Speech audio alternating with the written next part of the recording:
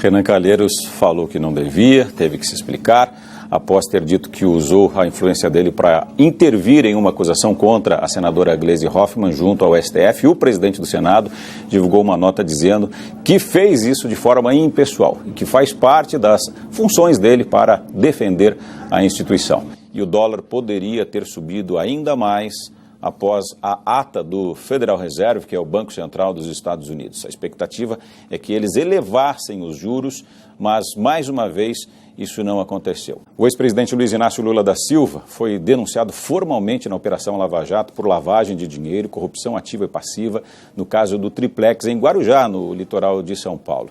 Olha nós aí de novo, eu e o Daúde falando desse assunto aqui no RN.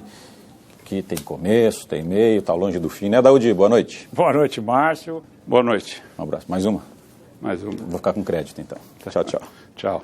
Aí, doutor Ricardo, que quase sempre fala conosco lá de Porto Alegre, hoje veio até São Paulo aqui para falar ao vivo no RN, como sempre. Tudo bem, doutor Ricardo? Tudo Boa bom. noite. Boa noite aos amigos do Rural Notícias. Ainda existe muita burocracia para o produtor rural de todo o país para acessar crédito, para conseguir seguro, ou ela vem diminuindo? Aqui é óbvio, né, secretário, que quem tem dinheiro no bolso precisa de menos ajuda.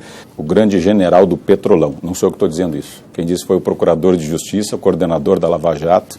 O Senado aprovou a medida provisória 733 que trata da renegociação de dívidas. O problema é que nem esse texto e nem a resolução do Conselho Monetário Nacional, aprovado na semana passada, inclui as dívidas de custeio dos produtores do Centro-Oeste. Foi publicado hoje, no Diário Oficial da União, a extinção de 476 cargos do Ministério da Agricultura. A medida faz parte da política de enxugamento da máquina pública anunciada pelo presidente Michel Temer. Está na hora de pagar quem deve a esse país, Daúde? Que hoje é sexta-feira, dia de charge do RN, você já sabe. E que o juiz Sérgio Moro aceitou denúncia do Ministério Público contra Lula, isso você também já sabe. Que Dilma Rousseff não é mais presidente do Brasil, todo mundo já sabe. Agora, o que ninguém sabe é por que o ex-presidente continua fugindo das acusações contra ele. Das 16 prefeituras conquistadas pelo PT nas eleições de 2012, essas 16 estão entre as 85 mais importantes do país, com mais de 200 mil eleitores. Portanto, não deixa de, na última eleição, ser um dado ainda relevante. Obrigado pela sua participação, ao lado do nosso ministro Nery Geller, Alisson Paulinelli conosco lá em Minas Gerais. É um prazer recebê-los aqui no Bancada desta noite. O Brasil não tem perspectiva nem ano que vem, segundo os institutos que medem o nosso produto interno bruto, que é a soma de todas as nossas riquezas, de uma recuperação já até em 2017, por exemplo. Talvez em 2018 ou para frente. O senhor acredita mesmo nessa perspectiva ou a gente pode acreditar num país um pouco melhor, crescer, sair desse PIB negativo, na verdade, essa falta de crescimento em menos tempo? Quais são os setores que poderiam dar uma ajuda mais rápida para segurar o emprego, né? Eu acho que a prioridade é segurar o emprego e criar emprego, exportação. Onde a presidente Dilma Rousseff errou?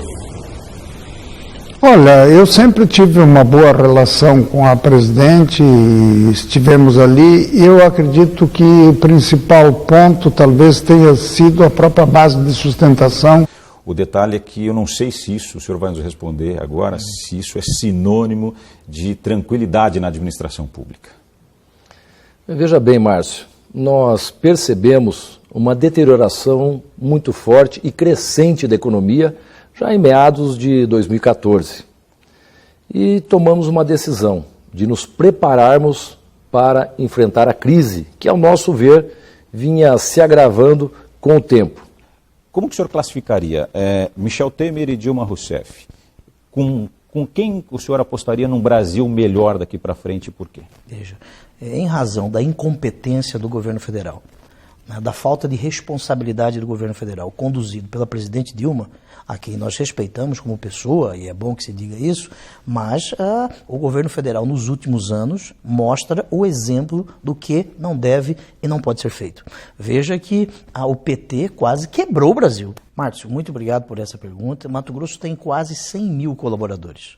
Quase 100 mil servidores públicos, que são pessoas sérias, decentes, que trabalham e trabalham muito para o desenvolvimento do nosso Estado. Eu fui até o Rio Grande do Sul, conversei com o Ivo Sartori. São Paulo nós conversamos também, fomos lá no Palácio dos Bandeirantes conversar com o governador do Estado. E fomos também ao Paraná falar também com o representante-chefe do Executivo.